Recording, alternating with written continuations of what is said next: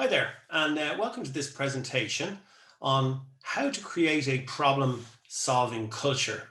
And over the next 25 minutes, I'll introduce you to some ideas on how teams can be brought into new ways of working through open source frameworks like Adobe Kickbox for big ideas and simple tools and leadership processes for some of the smaller ideas.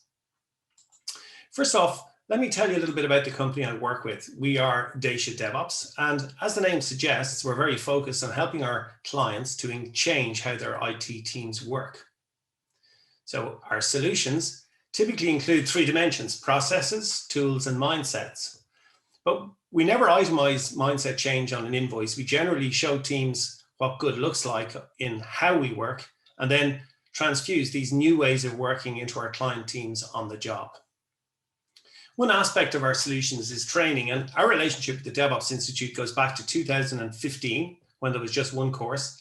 And now we work to deliver all of their content. And recently I joined their ambassador program. We tend to follow their lead, and none more so than recently when we became part of the launch program for enterprise assessment of DevOps capability. Now you can learn more about that on our site or on the DevOps Institute site. I'm really pleased to be part of the Skill Up initiative today. It really is a terrific initiative from the DevOps Institute. And I do hope that you're having a thought-provoking day on the topic of agile transformation. So much for the introductions. Let's dig into the topic of the presentation. Much of the content in this presentation comes from a book, which I have recently published, just late last year. In fact, the foreword has been written by Jane Grohl, the CEO of the DevOps Institute. And in particular today, we're going to look at just one chapter. But first, a little bit about why I wrote the book. And it's really based on work that we've done with our clients over the last 5-6 years. Now, our clients face a common set of challenges, or two in particular, that are at the heart of why I wrote the book. The first problem is the difficulty in changing how they deliver technology, particularly the pace. And the second problem is how to bring the voice of the customer into their business. The book proposes a concept of delivering value one feature at a time to provoke leaders into thinking about what good looks like for software delivery. Now you'll notice there's a lengthy subtitle, so I'll just break that in two. The first part of the subtitle talks about overcoming cultural debt, which means that an organization struggles to realize its opportunity because of its current ways of working. And addressing this comes down to changing how people behave and interact with one another. And that is really, really difficult to change. And it's where, in particular, we see our clients struggling. But if you can affect behavioral change, the tools and processes become somewhat easier. The last 5 years in particular have concentrated our clients' minds as they have struggled to compete with unicorns that can turn on a sixpence, while our customers tend to be stuck in older rhythms and perhaps only releasing new software features once or twice a year. And the ideas in the book are designed to help introduce new behaviors, to get after those nimbler competitors and to be the best digital edition of themselves that they can be. The second part of the subtitle relates to the fact that digital natives are constantly experiment. If you look at an organization like bookings.com, they have 1,000 ongoing experiments, A/B tests at any one time, and between 20 and 30,000 per annum. Now, many of these ideas won't succeed, but it's the percentage of them that works that continues their journey towards being a top company, a top player. But how in God's name can an organization generate 30,000 ideas? For sure, it's not by accident. And we'll explore some of the ways you can increase idea flow over the next 20 or so minutes. I mean, obviously, bookings.com has its relative youth on its side, and many of our clients tend to be well-established, perhaps older brands, good businesses, channels to market, happy customers, and good staff, but they tend to get in their own way when they want to be a better edition of themselves. Now, in the book, we call out 9 blockers to progress, and today we're going to just look at one. But before we do that, I'd like to just look at the other 8 very briefly.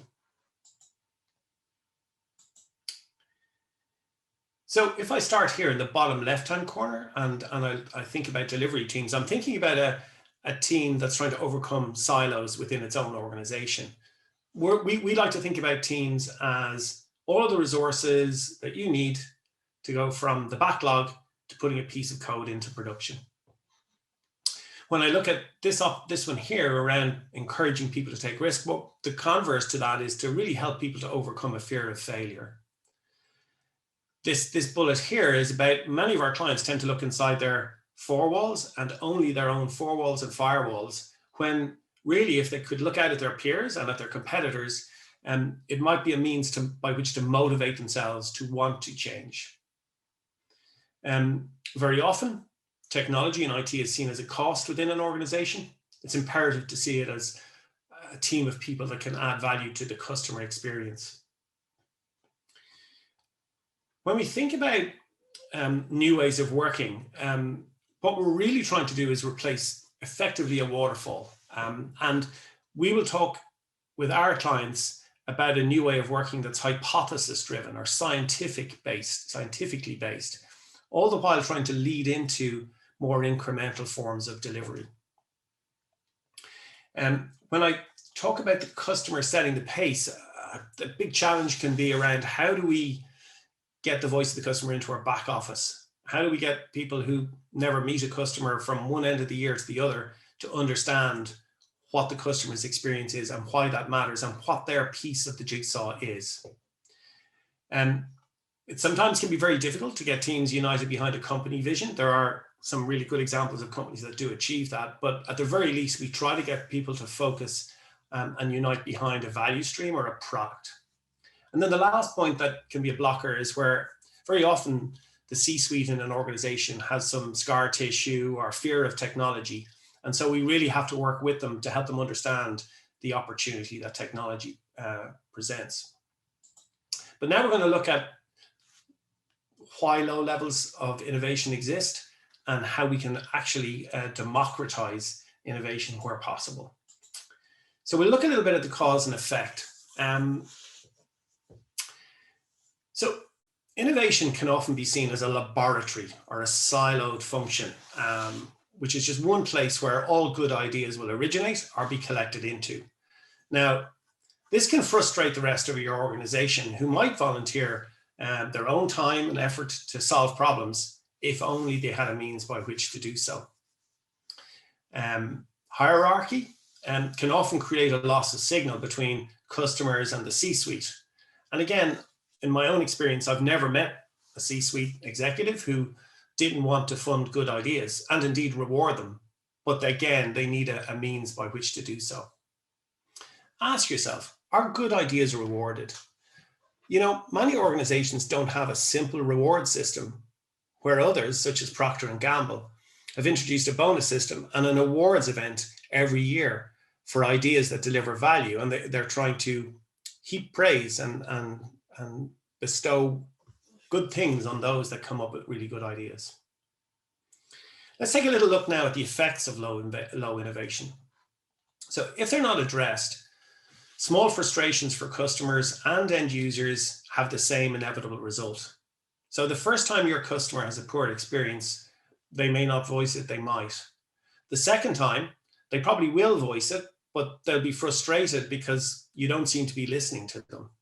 Third time, they're going to go down to the pub, tell their friends, or go home, tell their partners, who tell their friends on Facebook. And then eventually, they just lose confidence in the business. And over a period of time, they'll just become vulnerable to your competitors. It really is that simple, not to mention the brand damage along the way. Now, teams can feel the same way, but the process by which they become vulnerable is somewhat different. They may well feel connected to the company, its values, its customers. But again, if they're unable to influence, they can become apathetic, perhaps a little bit moany. They might even arrive at a place where they're embarrassed by their own organization's inability to keep up with the competition. Especially if they're customer facing, they might be getting negative messages from the customers. If that's the case, it's a short step for those individuals to realize that their own ability to pay their own domestic bills is threatened, and now they are indeed vulnerable to the headhunters. One final comment on cause. It can sometimes relate to hierarchy, and I think Steve Jobs expresses this rather well in his slides. So I'll just give you a second to read that.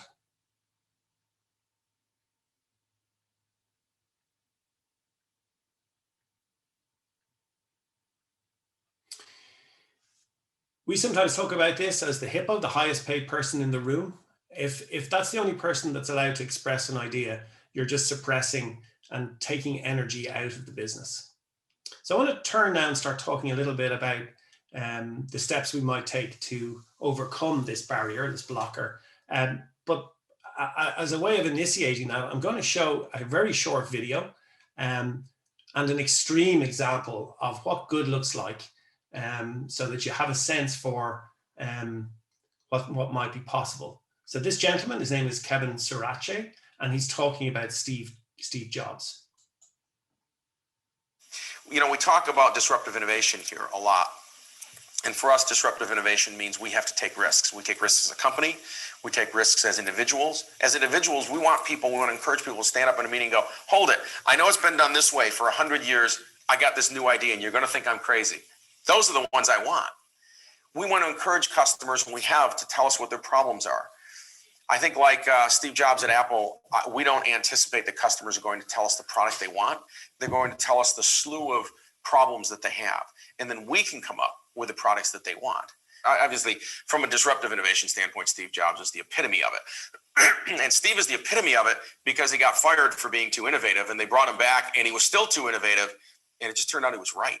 He was right all along. They should have listened to him, but it was so innovative that it was disruptive actually to the organization. And finally, he came back with a nearly bankrupt company, and now it didn't matter how disruptive you were to the organization. And you know, he might not be the gentlest, kindest manager, and it just doesn't matter.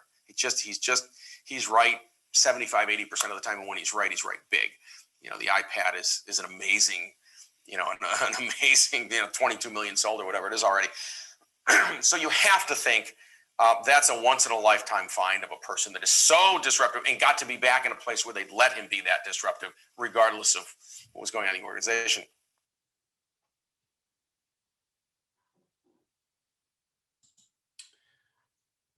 Okay, so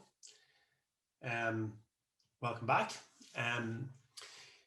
Like I say, Steve Jobs was an extreme example of what good looks like. His organization is a byword for innovation. So how do we get started? And one of the first baby steps relates to that horribly overused word, empowerment.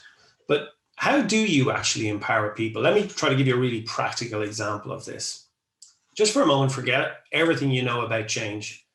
And just ask yourself if there are two ways of asking a person to do something. Which one will give you a better result? So option one, you tell someone what you want them to do and how you want them to complete the task. You give them an end result. Okay, that's option one. Option two, tell someone about the outcome that you want and let them figure out how to achieve it. So in our experience, the second approach is always the winner, and it ensures that the individual is vested in the task. If they created it, then they own it and they really want to make it succeed. Now, change is no different.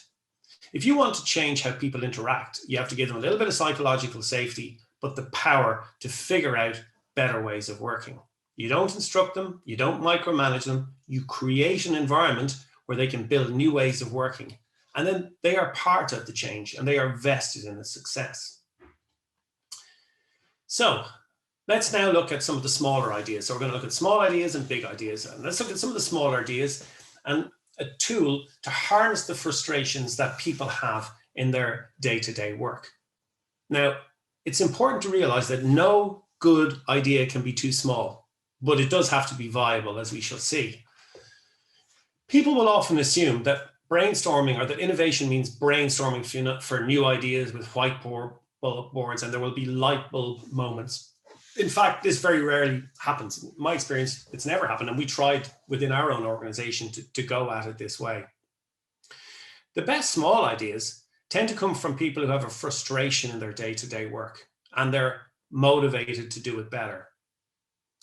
So once people are encouraged to believe that anyone can have a good idea, then we want to put some structure around that. So we ask them to complete an A4 page, ideally on their own time. I'll explain why later. And it has to answer the 4 questions that you're going to see now in a minute, right?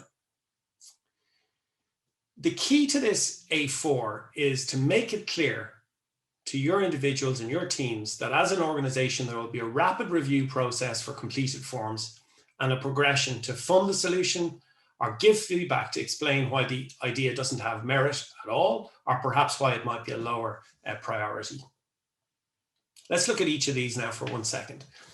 So problem needs to have the cause and effect and some estimate of the cost of the problem. This can be expressed as man days or customer pain, for example. The solution, this explains how to address the problem and some estimate of the benefit, forcing the person with the idea to think about its viability. Now, the complication, generally speaking, any good idea is blocked in some way, or it would probably have been done already.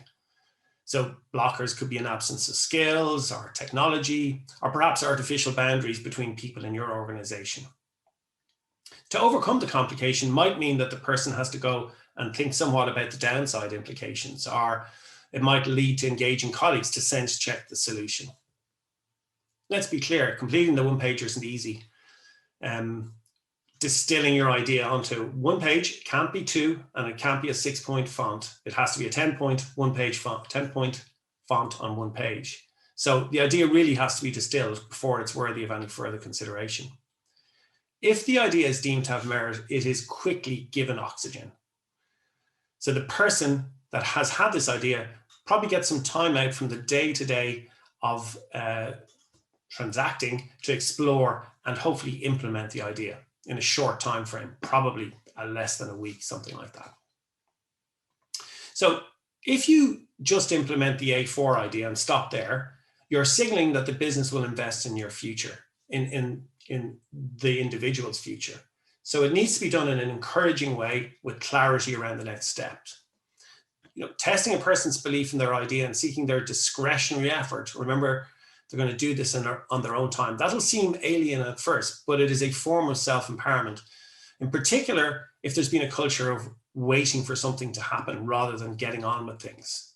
So if people with ideas can't or won't clear the hurdle to spend time writing an idea succinctly, the idea probably had no merit. Now, leaders need to match their efforts, their team's efforts, by reviewing ideas out of hours. And this out of hours idea matters because we're asking people to invest a little to get something back. We're starting to get people to behave and think like entrepreneurs. So much for the small ideas. Let's start to look at some of the bigger ones now. The good news is that organizations like Adobe, with their Kickbox initiative, have actually published an open source how-to on democratizing innovation. And several of our organizations, including some of our customers, have taken this idea on board and amended it kind of for their own purposes, or they've added in a hackathon or a dragon's den, whatever it might be. So we're going to watch a brief video now on this topic, and then I'll come back and wrap up for you.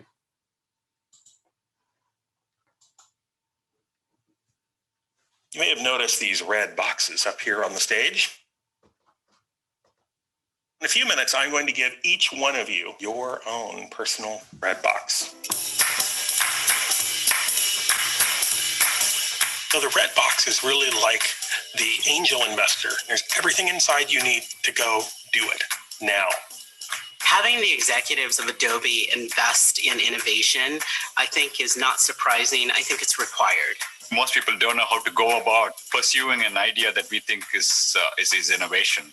If you're willing to identify a project that you're passionate about, then the workshop will give you a lot of the tools and resources to allow you to explore that.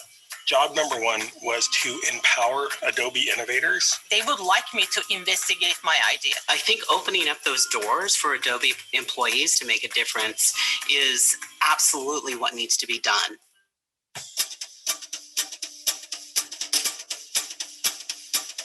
You have this great idea?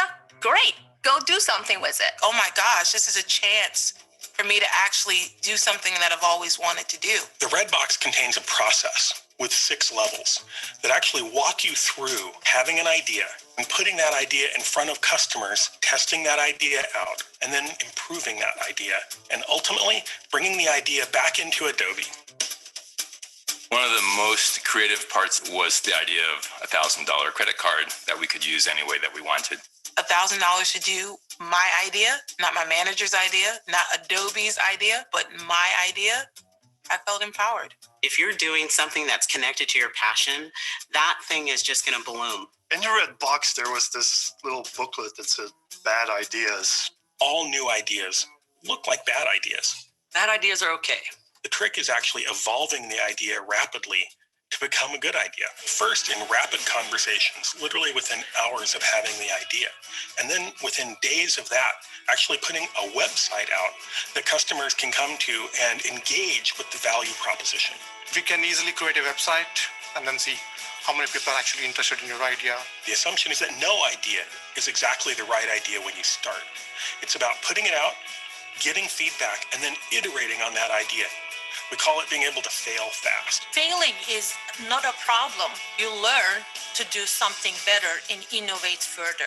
Once you've refined your idea and captured data from how customers are engaging with it and they like it, it's time to make the case that this new disruptive idea is something Adobe should pursue. What happens if you complete all 6 levels in the red box? You get a fabulous prize, a blue box. What's in the blue box? There's only one way to find out. Yes, I want the blue box very soon. We'd love to be able to get the blue box. We want to see what's in that blue box. If you were able to get one engineer and they can think differently about how they do their work and go back to it and tackle it in a different way, the ROI is absolutely priceless. Innovation is one strong thing that people can easily be passionate about, and I think that's what this workshop drives. The power of feel like you can actually make a change, make a difference in the company. You feel you own something. I personally found this workshop very, very inspiring. We proclaimed that innovation is a key part of the culture here at this company, and it's good to see some action. I feel like I can do anything. I think it's brilliant. I fell in love with Adobe all over again.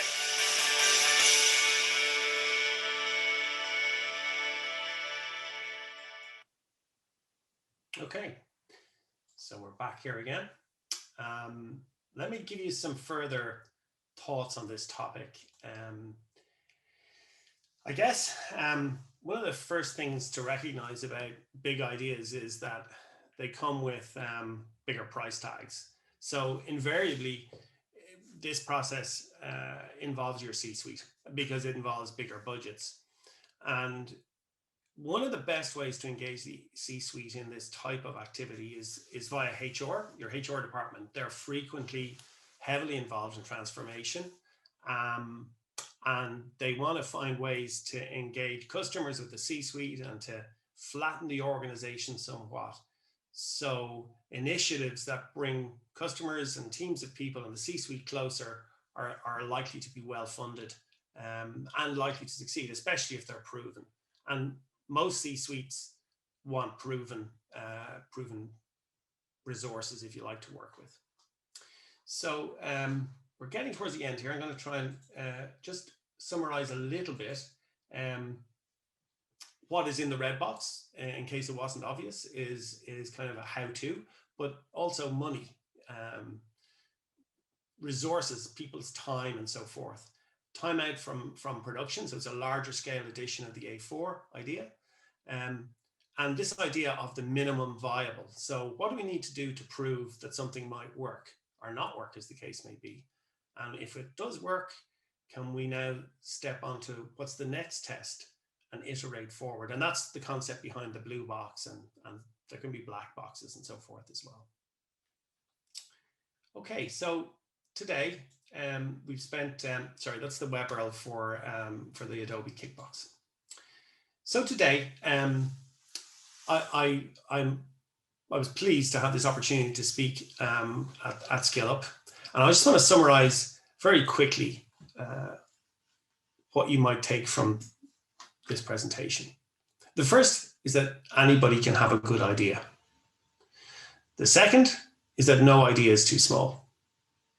For small ideas, try to get people and teams to overcome a fear of failure by introducing the A4, ideally with a reward or award scheme. Start small with one team, and then plan, do, check, act your way to roll it out with other teams. If this is working, look at further democratization of innovation for big ideas. You might socialize the Kickbox idea with colleagues and see if HR is willing to take on the active role. Socializing idea might be perhaps using some case study material. Thanks for taking time out of your busy schedule, and I do hope you got some value from the presentation. You can learn more about how we work on our site, and you can also read a short blog about the book, One Fat, or you can just go ahead and buy it at Amazon if you prefer. Lastly, if you have any questions about the content of this presentation, or you want to give me some feedback, you have my email, it's on the slide here, or just reach out on LinkedIn where we tend to publish content from time to time. Many thanks for your time and attention.